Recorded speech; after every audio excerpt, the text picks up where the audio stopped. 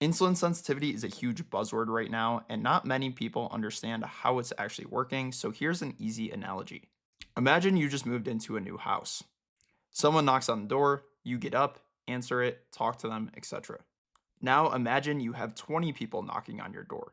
Each day, you are going to get up a little bit slower, still answer the door, but not with as much enthusiasm as before. By the end of the first week, you're not getting up off the couch anymore. You install a ring camera and check your phone to see who is knocking and then decide whether or not to answer. That's basically how insulin resistance works. The knocking is the insulin actually showing up at your cells. The insulin's job in this scenario is to tell those cells, hey, glucose is here, let it in. When insulin is showing up occasionally, your cells are okay with letting it in. When insulin is knocking constantly because you're eating so many carbs and barely any proteins and fats, it's not going to answer the door anymore.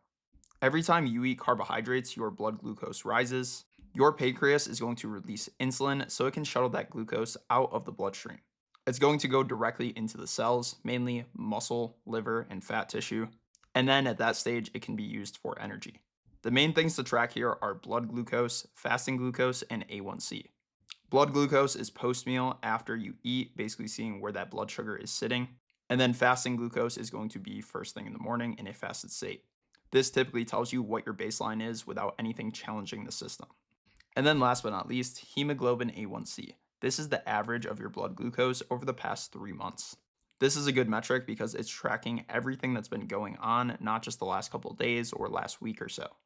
Anything under a 5.7 is considered normal. 5.7 to 6.4 is pre-diabetic, and anything 6.5 plus is diabetic. There are other factors at play. The main idea, don't constantly flood your system with carbohydrates, especially when they're not needed. Things like peptides target a lot of this, however, the lifestyle is where it matters the most. Full post over on the school community breaking all of this down.